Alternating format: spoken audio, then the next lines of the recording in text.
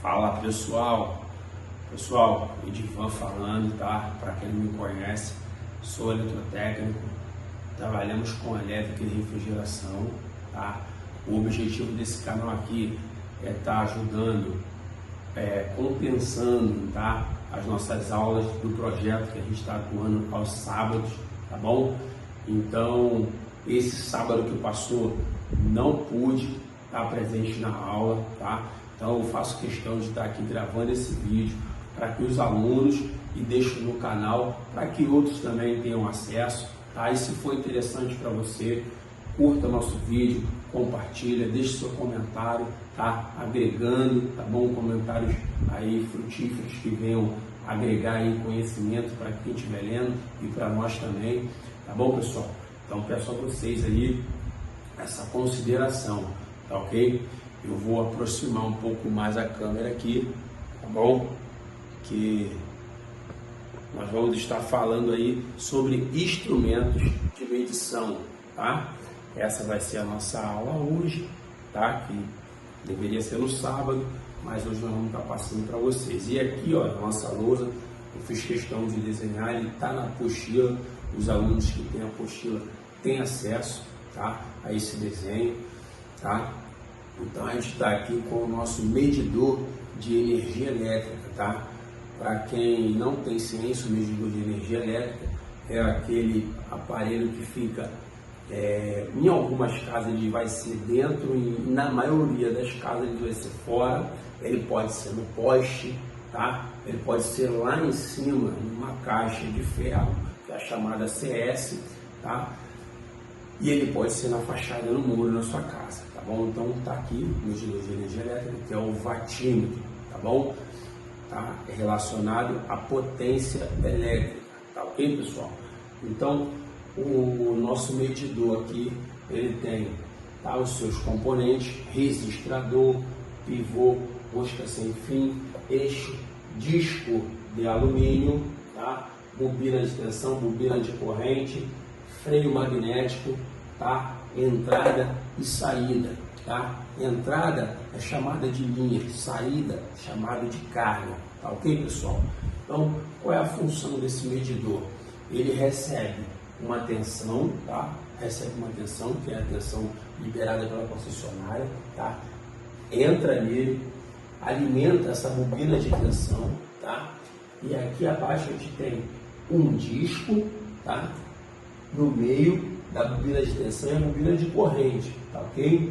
Porque quando eu começo a usar um equipamento na minha casa, tá? Começou a usar o equipamento, ligou qualquer equipamento, vai ser aplicada a corrente aqui, ó, na bobina, tá? Que vai gerar um campo magnético, fazendo com que o disco gire, esse disco de alumínio comece a girar, tá ok? Então esse disco de alumínio começou a girar, você sabe que está o quê? A residência está consumindo, tá ok? Agora, apliquei a corrente e o disco começou a girar. Quando eu tiro essa corrente, desligo o equipamento da tomada, pela inércia, o disco ele continuaria girando, tá ok? Por que ele não continua? Porque existe o freio magnético, tá? O que é esse freio magnético? Esse freio magnético nada mais é do que um equipamento, tá? Projetado com dois ímãs aqui, ó, um ímã aqui e um ímã aqui. Tá? Esse ímã ele está virado em polos norte e polo sul, um virado para o outro, tá? Então, se você soltar eles ali, se cortar essas duas pontas, elas vão se juntar, tá? São polos diferentes, tá? O polo sul apontado para o norte, tá ok? Então, se eu tiro a corrente, tá, da nossa bobina de corrente, automaticamente o disco é freado, tá, por esse ímã. Ah, Edivan, mas o alumínio não é atraído pelo ímã. Não é muito, tá? Não tem a facilidade quanto o ferro. Mas o ímã ele é capaz de atrair o alumínio. Existem alguns experimentos, tá? Que vocês, se vocês pesquisarem, vocês vão ver.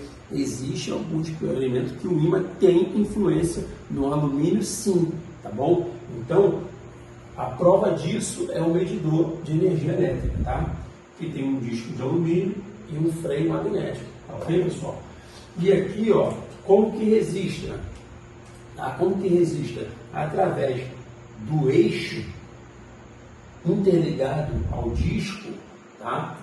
E essa rosca sem fim, esse eixo, quando o disco começa a girar, o eixo acompanha, tá? Ele acompanha, só que aqui atrás, tá, desses resistadores, existe uma engrenagem, tá? Uma engenharia, tá? Uma engenharia muito boa, tá bom? Que faz com que esses ponteiros se movimentem lentamente,